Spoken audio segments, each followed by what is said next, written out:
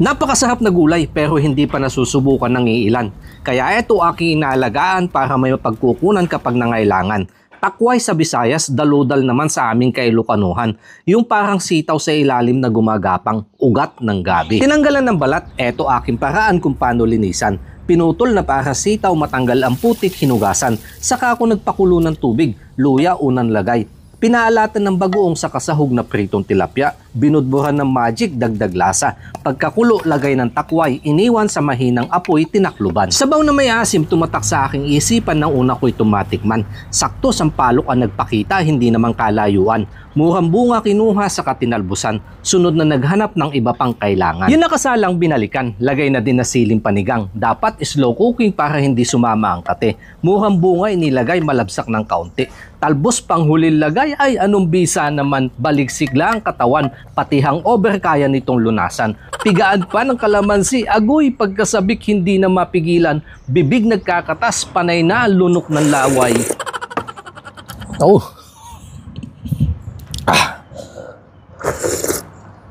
Gumuguhit yung asim na sabaw.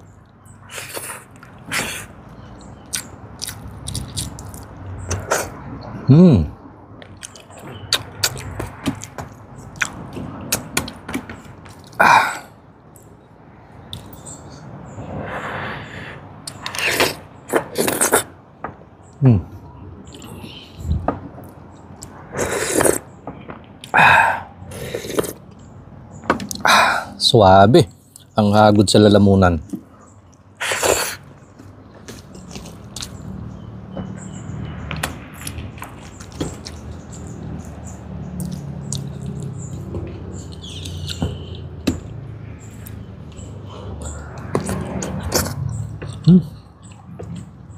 Lasa.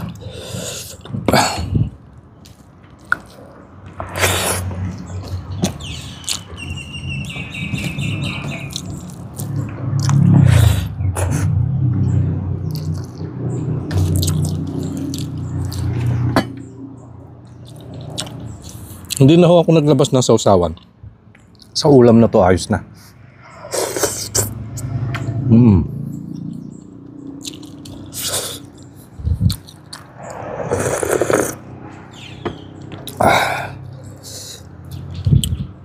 Yari sa akin yung sabaw nito.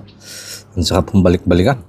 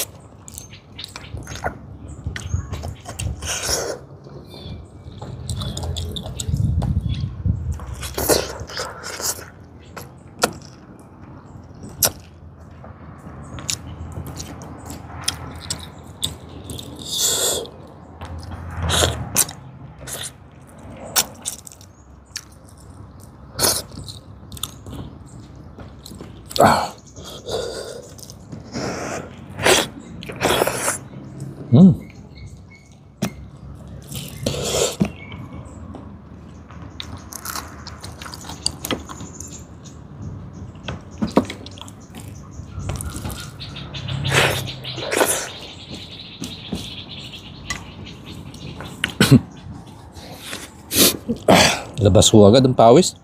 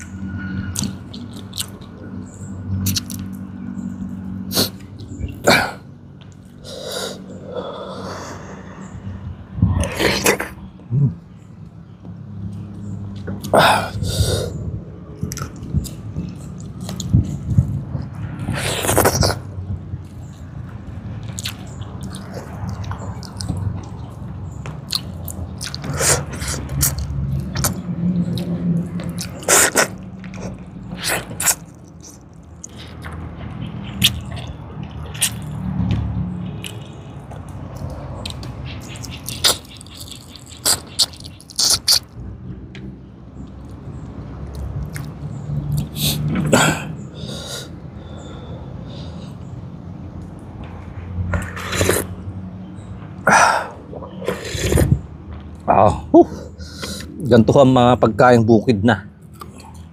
At saka balik-balikan.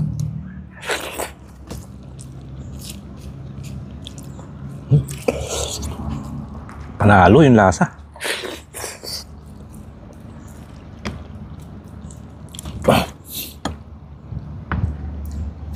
Mura na. Madaling hanapin. Siguradong balik sigla pa ang katawan.